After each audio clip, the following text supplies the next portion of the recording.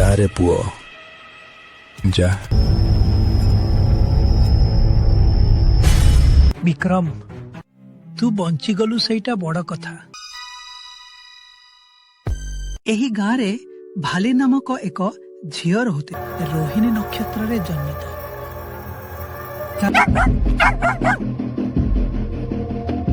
परिवार बलिर शिकार हेले आउ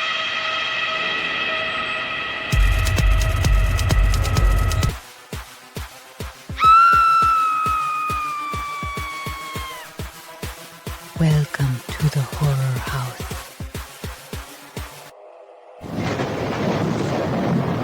प्रबल वर्षा और पवन हेउछि, बिजुली मारुछि, रास्तारे केही नाहंती। विक्रम नामक जने युवक निज मोटरसाइकेल रे शीघ्र घर को फेरुछि। हे प्रभु, आजि काहींकी एते अंधार लागुछि। गाँ शेष महल पाख आसीगलानी। केमिति भी हेउ शीघ्र पारी होई जिबाकू पड़िबो।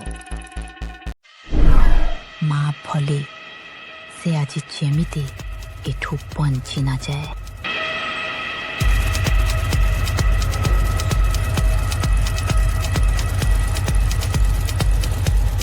जा रे पुओ जा।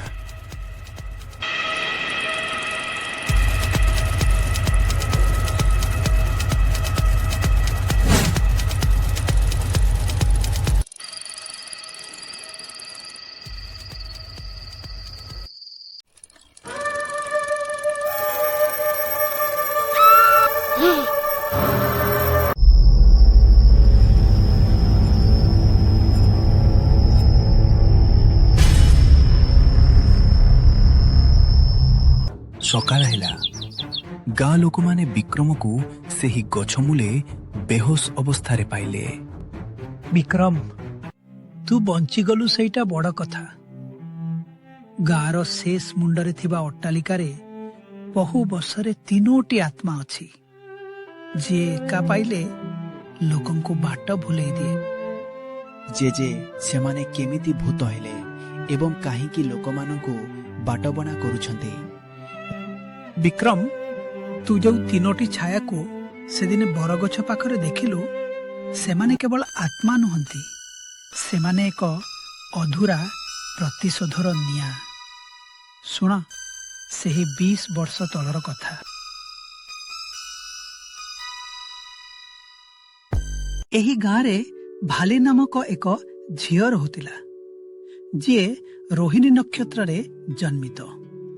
से बहुत चंचल एवं गाँ सारा समस्तंकर प्रिय थिला।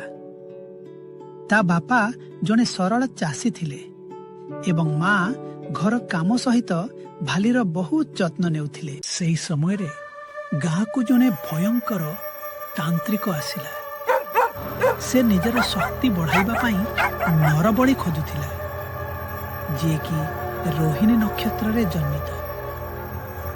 तार नजर पड़िला भालीर परिवार उपरे। से भाविला जदि से गोटे परिवार को एकाठी बड़ी दे पारिबो तेबे से अमर होई जिवो।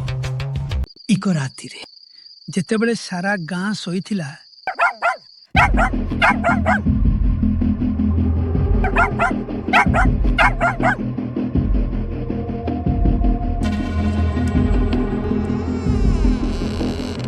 तांत्रिकटी निजर कला जादू बलरे सेमानंक घर भीतर को पशिला एवं निज मंत्र बलरे से तांत्रिक भाली घरर 3 जन को मंत्र स्थल को नहीं गला। एवं सही राति रे भाली घरर पूरा परिवार बलिर शिकार हेले आउ भूत पाल्टी गले। आउ सही दिन ठारू गाँर शेष मुंडरे थिबा अट्टालिकार आखपाखरे बुली लोकमानंकु डरेइबाकु लागिले। आउ सेई जगार नाम हैला भालिया गाई। हेले जे यार कौन किछि अंत नाही कि? अतृप्त आत्मा केतेबेले जे तृप्त हेबे से गुढ़ रहस्य आमे कौन बुझी पारिबारे विक्रम? हाँ, जदि दर्शक कहिबे आउ कमेंट सब्सक्राइब करिबे तेबे आमे एहार द्वितीय भाग आनिबा।